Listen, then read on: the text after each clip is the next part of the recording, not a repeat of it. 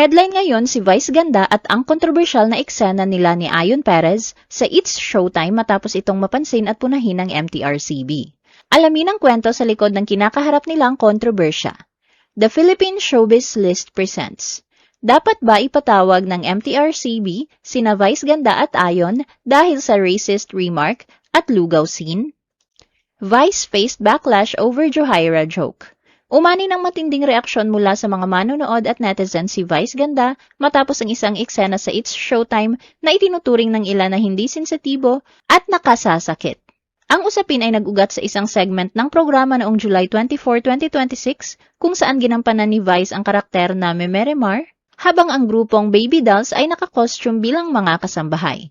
Sa gitna ng segment, umiinom ng tubig si Vice nang dumating si Ayon Perez. Dahil sa kunwaring pagkagulat, nabugahan niya ng tubig si Baby Dolls member Johaira na pinakamalapit sa kanya.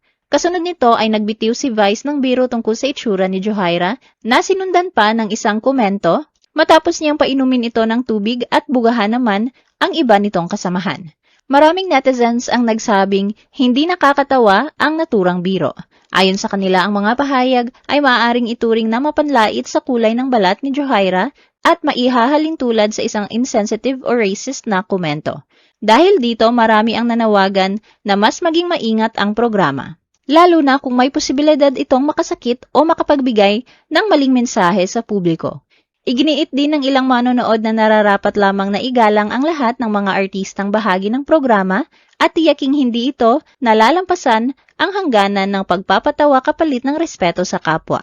Noong July 25, 2026, bago tuluyang magtapos ang It's Showtime, naglaan ng oras si Vice upang direktang tugunan ang issue. Inamin niyang may mga manonood na nasaktan at hindi natuwa sa ilan sa kanilang mga biro at eksena sa programa, kabilang ang mga ginawa nila bilang karakter na Memeremar. Ipinaliwanag ni Vice na hindi nila layuning makainsulto o makapanakit ng sinuman. Aniya, pangunahing hangarin ng kanilang programa ang maghatid ng saya sa mga manonood, kaya't ikinalulungkot nila kung may nakadama ng kabaligtaran. Sa kanyang mensahe, kinilala ni Vice ang sentimiento ng publiko at humingi siya ng paumanhin sa ngalan ng buong It's Showtime. Nangako rin siyang magsisikap silang maging mas maingat at mas responsable sa kanilang mga susunod na pagpapatawa. Vice and Ayon drew complaints over controversial segment. Inireklamo ng ilang madlang people sina Vice at Ayon dahil sa umano'y kontrobersyal na eksena sa mga segment na Memeremar ng It's Showtime.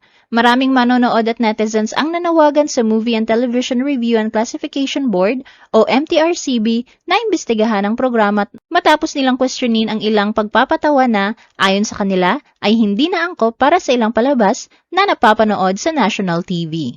Isa sa mga naging sentro ng reklamo ay ang eksenang ipinalabas noong July 25, 2026 sa segment na Memeremar. Habang ginagampanan ni Ayon ang karakter na Alejandro, ibinuhos ni Ayon ang lugaw sa bibig ni Vice bilang bahagi ng kanilang comedy act. Hindi ito ikinatuwa ng ilang viewers na nagsabing lumabis na ang naturang biro. Dahil dito, hinikayat nila ang MTRCB na repasuhin ang episode at alamin kung may nalabag na alituntunin ang noontime show. Muli ring naungkat ng publiko ang naging desisyon ng MTRCB noong 2023 na patawan ito ng 12 days suspension ang It's Showtime dahil sa iba't ibang paglabag.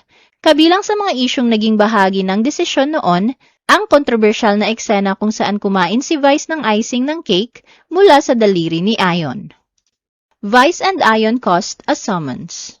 Ipinatawag ng MTRCB ang mga producer ng It's Showtime matapos makatanggap ng maraming reklamo kaugnay ng umano'y hindi angkop na mga eksena at sensitibong pahayag na ipinalabas sa noontime show noong July 24, 2026. Sa pamamagitan ng notice to appear na nilagdaan ni MTRCB Chairperson at Chief Executive Officer Lala Soto sa ilalim ng kapangyarihan ng MTRCB, inatasan ang GMA Network Incorporated at ABS-CBN Corporation sa pamamagitan ng kanilang mga otorisadong kinatawan o legal counsel na dumalo sa pagdiinig ng MTRCB Hearing and Adjudication Committee.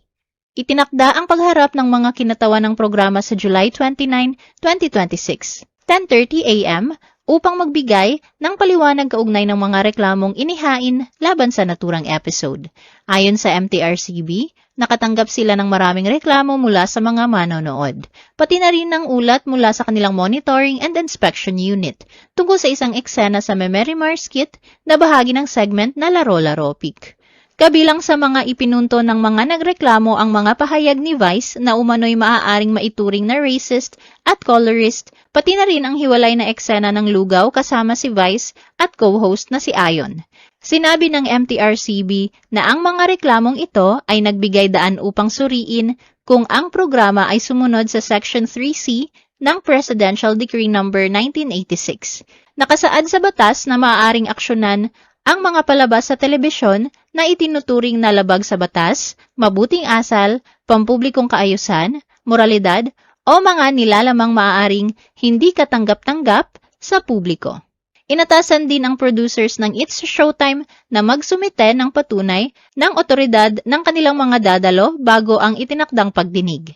Nagbabala ang MTRCB na kung hindi sila dadalo, ituturing itong pagsuko sa kanilang karapatang magharap ng ebidensya at maaaring resolbahin ang kaso batay lamang sa mga record na nasa kamay ng board.